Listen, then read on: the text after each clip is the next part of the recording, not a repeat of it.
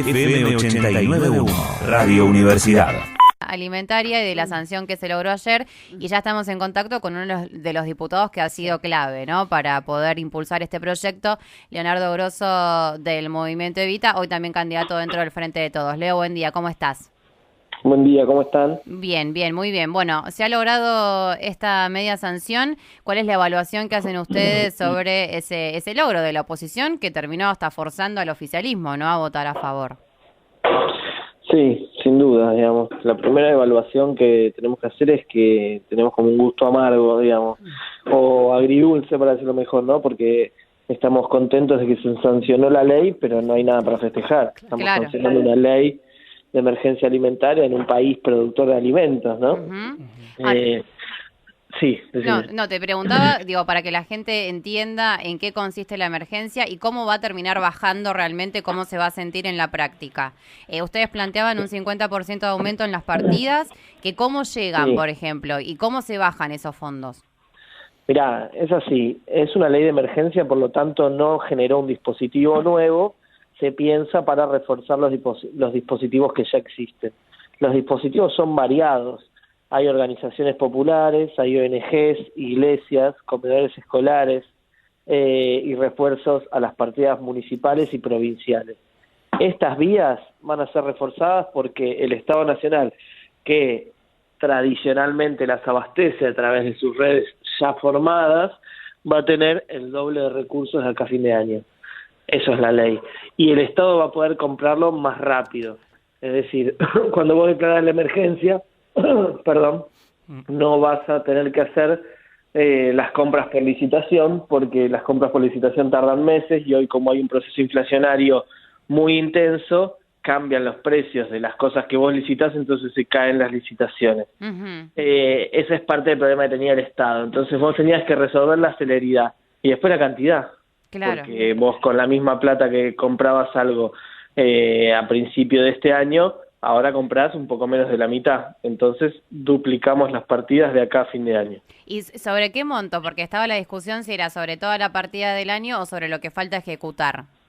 Toda la partida del año. La discusión era que son más o menos 20.000 millones de toda la partida del año.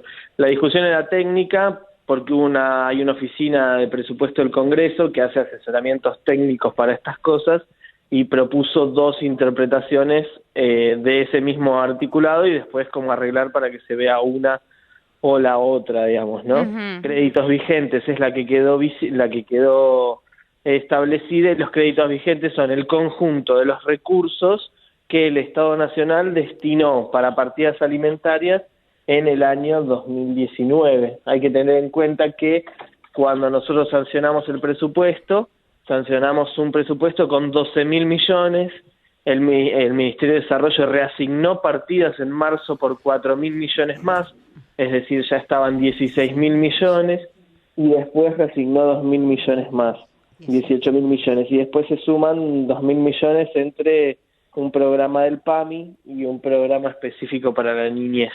¿Y sobre eso se va a reforzar, digamos? Sí, esos tres programas juntan 21.000 millones de pesos. Sí. La mitad de eso es 10.500. Okay. Esa es la partida que se va a agregar, a reasignar de otros lugares del presupuesto, ¿no? Bien, ahora, Leo, vos también sos referente del Movimiento Evita, que son también los movimientos que están muy en el territorio tratando de asistir en parte al Estado en lo que no está cumpliendo, que es que la gente pueda comer, ¿no? Digo, a ese nivel hemos retrocedido, me parece, en las discusiones. Y ayer se ponía un poco en duda, me pareció también que había generado mucho malestar lo que había dicho Toti Flores, ¿no? Una persona que nosotros conocemos mucho aquí en La Matanza, que es referente social de un barrio, y él un poco, no te digo minimizaba, pero relativizaba el cuadro de situación que ustedes plantean también como organizaciones. Ahora, ¿a vos cuál es el relato que te llega? Digo, ¿qué es lo que está pasando realmente en los barrios? Digo, ¿cómo se traduce esta situación de emergencia alimentaria en el día a día de las barriadas del conurbano, por ejemplo?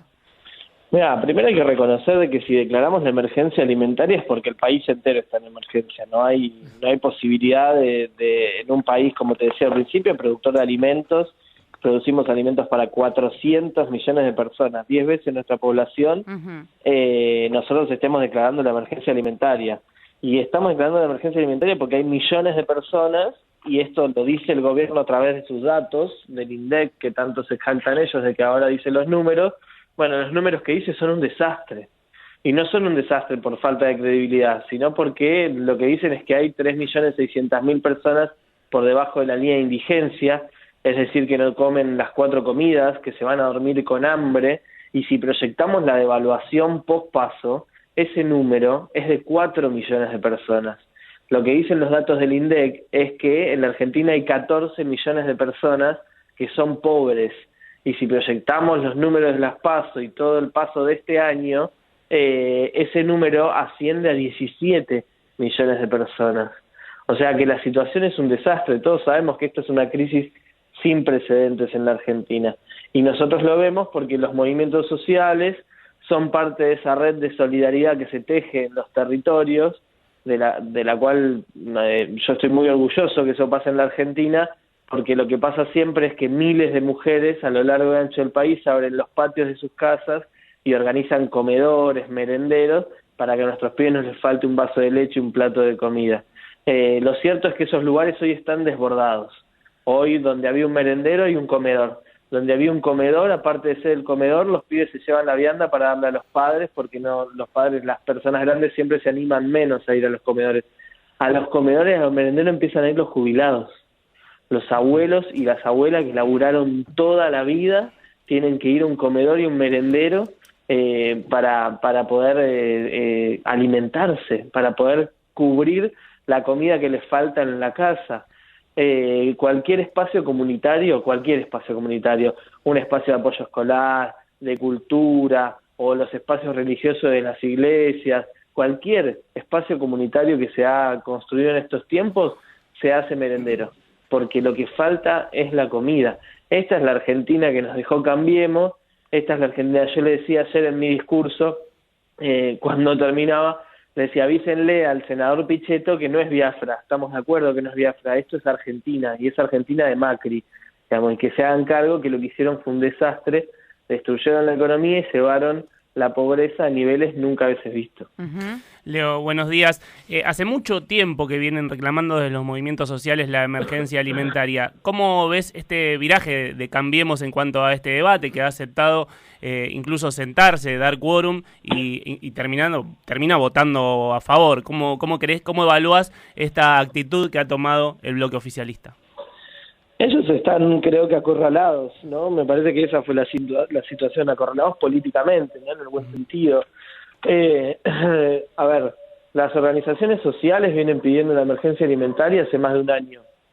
Yo presenté un proyecto de emergencia alimentaria hace 1 año y medio en el Congreso, porque nosotros veíamos venir esta situación y sabíamos que se iba a complicar aún más. Y entonces queríamos prever esta situación. Hace un mes los movimientos sociales llegaron el 9 de julio pidiendo la emergencia alimentaria. Y lo que pedían era que el gobierno anuncie en ese tan mentado paquete de medidas que está anunciando después de las PASO, medidas para garantizar el abasto de alimentos en los lugares a donde no llega. Y el gobierno no quiso. La semana pasada hicimos una reunión con los movimientos sociales en el Congreso y los diputados y las diputadas de las distintas bancadas. Y el oficialismo no vino. Y el lunes unificamos el proyecto. Después de que unificamos el proyecto, pedimos sesión especial. Cuando pedimos sesión especial nos dimos cuenta que teníamos el quórum y que habíamos construido una de las mayorías opositoras más importantes de estos últimos 4 años. Todos los bloques de la oposición sin excepción, iban a venir a la sesión especial, vinieron de hecho, a la sesión especial por la emergencia alimentaria. Y una vez que teníamos el quórum, el proyecto que se votó, que es el proyecto consensuado por la oposición, y las condiciones para aprobarlos, ellos dijeron, bueno, que se abra el debate, mañana vamos allá. Si el gobierno hubiese mostrado apertura un tiempo atrás, cuando ya empezaban a reclamar esta medida, ¿la situación hoy sería distinta? Por supuesto. El gobierno podría haber decretado hace 2 semanas esta misma ley y la comida ya estaría llegando a los comedores. Claro.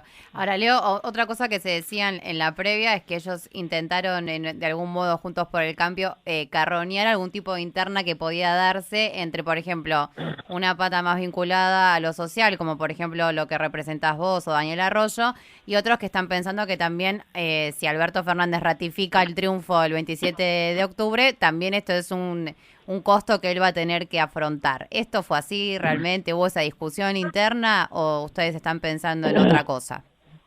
No, nosotros estamos, primero nadie del espacio, por lo menos al frente de todos, cree que los recursos para alimentar a la población que le falta comida es un costo, primero, ¿no? Y ahí hay una diferencia con Cambiemos enorme. Después hicieron de un comentario, creo que fue de Agustín Rossi, sí, acerca de que se haga por decreto una diferencia, y no fue una diferencia, fue un acuerdo que tuvimos todos los diputados de la oposición con los movimientos sociales, y se los acabo de decir yo un ratito antes.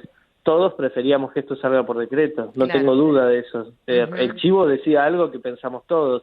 Si salía por decreto, la ayuda era más rápido. Ahora hay que esperar una semana que el Senado lo apruebe y después que el gobierno lo reglamente. Bien. Esta fue el debate que inventaron los medios, pero que nosotros no significó ninguna diferencia. Claro, bien. Leo, ¿qué camino le ves en el Senado? ¿Crees que hay un acuerdo para también darle tratamiento rápido y que ya se convierta en ley la semana que viene? Sí, yo creo que sí. El acuerdo o la foto de ayer por unanimidad fue muy contundente. Me parece que no hay margen para que los senadores esperen mucho. De hecho, lo que estamos haciendo ahora es contactarnos con senadores y senadoras para que se acelere el tratamiento la semana que viene. Muy bien, muchas gracias, como siempre, por este tiempo. Gracias a ustedes.